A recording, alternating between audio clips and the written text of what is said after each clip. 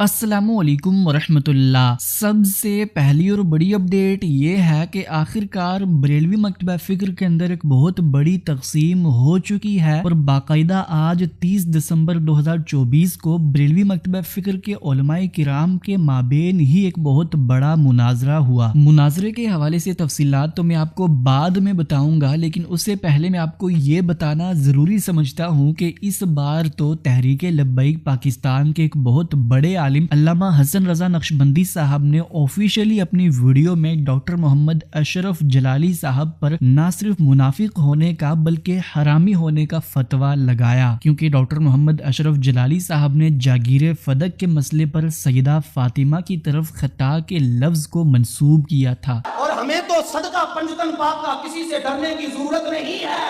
जो सैयदा का बेअदब है उसे तापेश नून तुम के रखेंगे। कि जिसको सैयदा का हया नहीं उससे बड़ा बेहया कोई नहीं। जो सैयदा की तरफ खता की निस्बत करे ऐसे खताकार को माफी नहीं है। किताबों से लिखा है ना कि जने अहले बैत की कदर ना की वो तिन्ना जो है के या मुनाफिक है या हरामी है या हजी बच्चा है। साडा पहला ते दरमियाना ते आखिरी यही मौकिफ है। सैयदा पाक की तरफ खता की निस्बत करना जायज है नहीं है, नहीं है, नहीं है, नहीं है, नहीं है। डॉक्टर जलाली साहब के इसी बयान पर आखिरकार आज 30 दिसंबर को डॉक्टर मोहम्मद अशरफ जलाली साहब और मुफ्ती हनीफ कुरैशी साहब के नुमाइंदों के माबेन एक बहुत बड़ा मुनाजरा हुआ, जहां पर मुफ्ती हनीफ कुरैशी साहब का मौक़िफ़ ये था कि जागीर फदक के मसले पर जहां पर सैयदा फातिमा ने सैयदुना अबू बकर सिद्दीक से फदक का मुतालबा किया था, वो उस मुतालबे के दौरान हक पर थी और सैयदुना अबू बकर सिद्दीक ने जो उनको जागीर फदक ना देने का फैसला किया वो भी अपनी जगह हक पर थे। दूसरी जानिब डॉक्टर मोहम्मद अशरफ जलाली साहब का मौक़िफ़ ये था कि सैयदुना अबू बकर सिद्दीक तो जागीर फदक के मसले पर 100% दुरुस्त थे, लेकिन जो सैयदा फातिमा ने जागीर फदक का मुतालबा किया उस दौरान वो खता पर थीं। इस मुनाजरे के दौरान सबसे पहले सैयद इम्तियाज शाह साहब जो कि मुफ्ती हनीफ कुरैशी साहब के नुमाइंदे थे, उन्होंने अपने मौक़िफ़ का दिफा इस तरह से किया कि सैयदा फातिमा जब जागीर फदक का मुतालिबा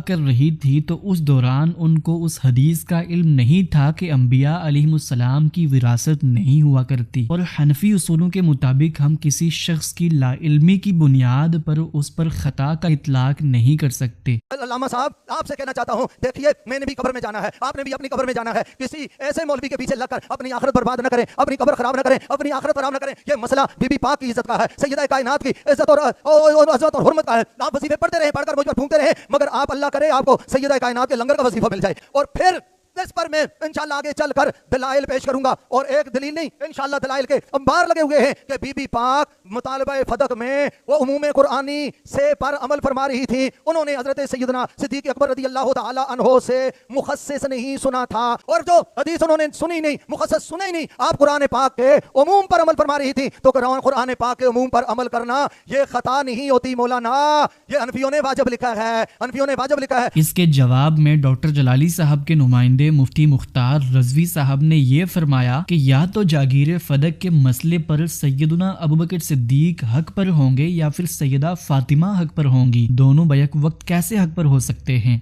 मेरा सवाल यह है कि हज़रत बीबी पाक फातिमा ज़हरा रज़ी अल्लाह तआला अन्हा ने जो उस फदक की प्रॉपर्टी का मुतालबा किया, उसको अगर आप हक कहते हैं कि उनका मुतालबा ये भाग उनका हक था, तो फिर अगर खलीफा साहब ने उनका हक नहीं दिया तो फिर 100% दुरुस्त कैसे हुआ?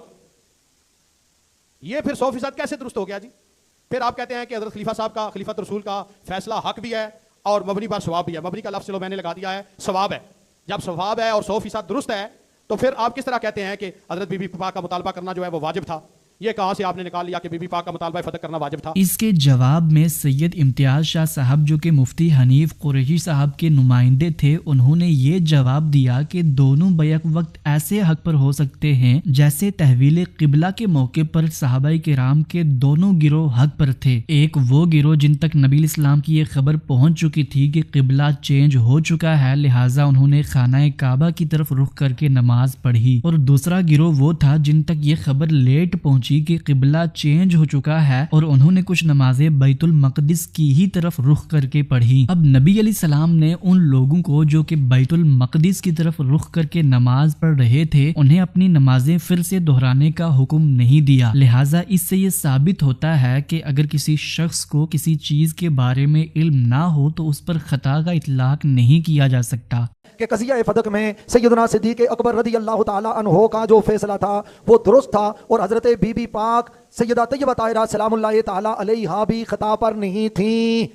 آپ نے قرآن پاک کے عموم سے استدلال کیا، اور جب قرآن پاک کے عموم سے استدلال کیا یوصیکم اللہ فی اولادکم للذکر مثل حظ الانثیین، جب آپ نے اس سے استدلال کیا ہے تو قرآن سے استدلال کیا خطا ہوتا ہے؟ اور پھر دوسری بات یہ ہے کہ حضرت سیدہ طیبہ طاہرہ سلام اللہ تعالی علیہا نے جو استدلال کیا نا وہ مخصص سننے سے پہلے کیا۔ اب آپ کے ذہن میں یہ بات تقریباً اس وقت آ رہی ہے کہ یہ کیسے ہو سکتا ہے کہ ایک بھی ارشاد جو ہے اس کا بھی وہ درست ہو، صدیق اکبر کا فیصلہ بھی درست ہو اور حضرت مائی صاحبہ کا فیصلہ بھی درست ہو۔ آپ کے ذہن میں یہ بات آ رہی ہے، مجھے پتا ہے یہ چیز آپ کو پریشان کر رہی ہے، میں اس کی وضاحت کر دیتا ہوں۔ میں یہ بخاری شریف جلد اول صفحہ نمبر 10، ایک شخص جو نبی پاک صلی اللہ علیہ وسلم کے بعد سے ساتھ جیسے نماز پڑھی وہ وہاں سے نکلا اور وہ دوسری مسجد میں گیا، وہاں دیکھا صحابہ نماز پڑھ رہے ہیں اور ان کو کہا کہ میں تمہیں اللہ کی قسم اٹھا کے کہتا ہوں کہ نبی پاک صلی اللہ علیہ وسلم کے ساتھ میں نے نماز پڑھی ہے، تو نبی پاک صلی اللہ علیہ وسلم کی مرضی پر اللہ نے قبلہ تبدیل فرما دیا ہے۔ صحابہ نماز پڑھ رہے تھے اور یہ نماز فجر کی بات ہو رہی ہے۔ سرانی صاحب سرانی صاحب آپ توجہ فرمائیں نا، میرے خیال میں آپ کو نیند آ گئی ہے،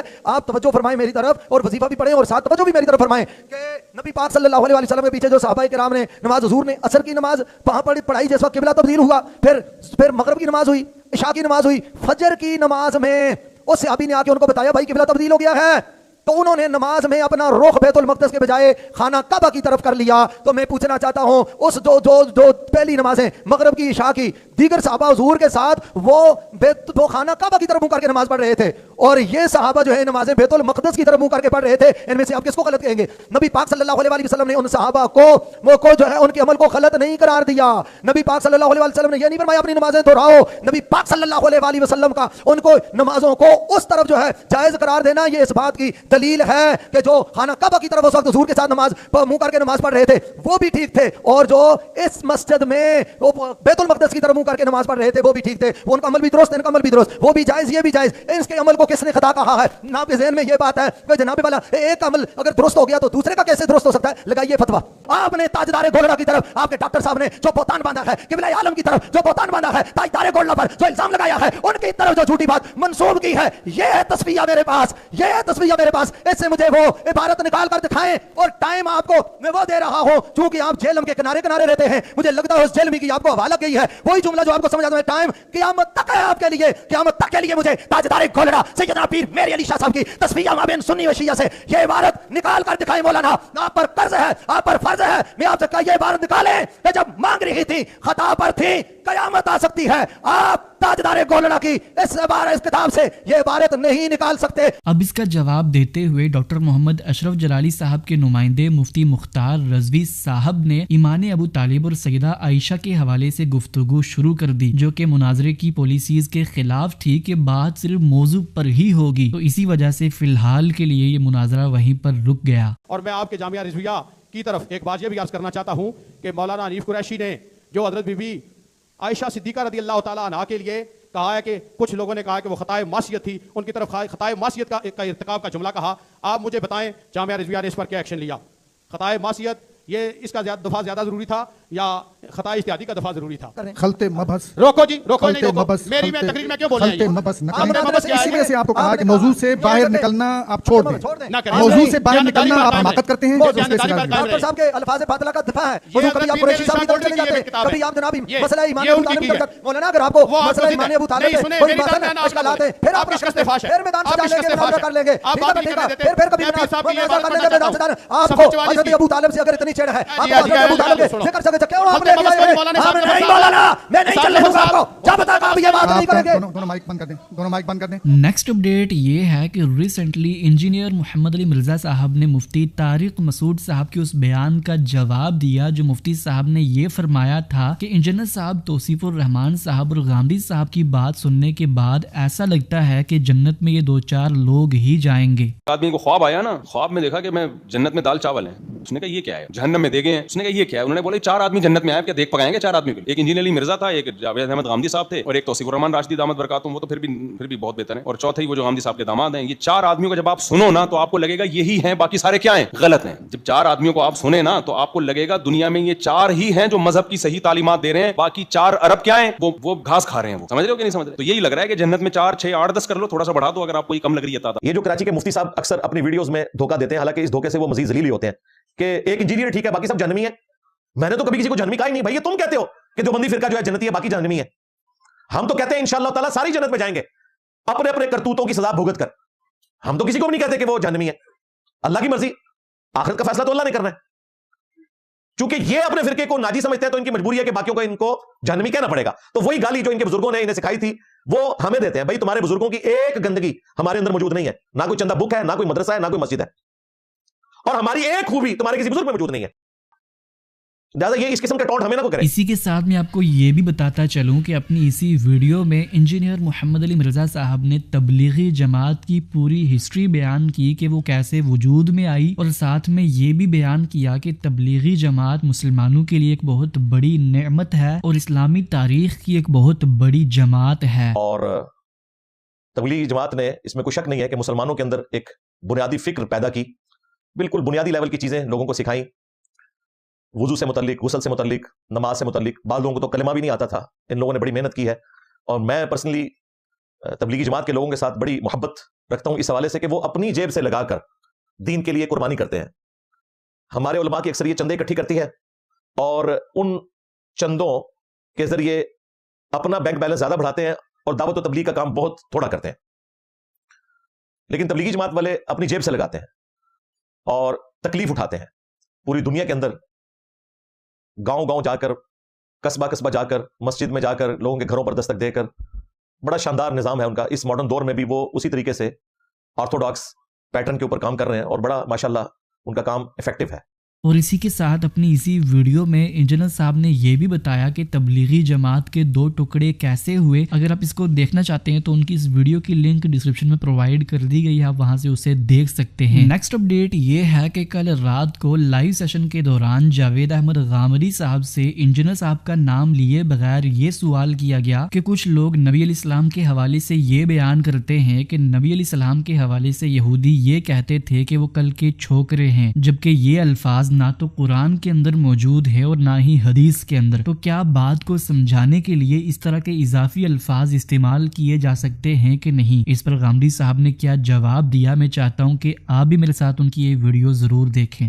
غامدی صاحب, آپ نے سورہ اعراف کی تفسیر بیان کرتے ہوئے شعیب علیہ السلام کی قوم کے حوالے سے یہ فرمایا تھا کہ جو شعیب علیہ السلام کی قوم کے بڑے تھے, تو جب شعیب علیہ السلام نے ان کو دعوت دی اپنے دین کی, تو اس وقت انہوں نے اس دعوت سے بیزار ہو کر یہ کہا کہ ہم تمہاری اس دعوت سے بیزار ہو چکے ہیں, اور تم جا کے کہیں اپنے کسی اور جگہ میں اپنے سینگ جا کر سماؤ.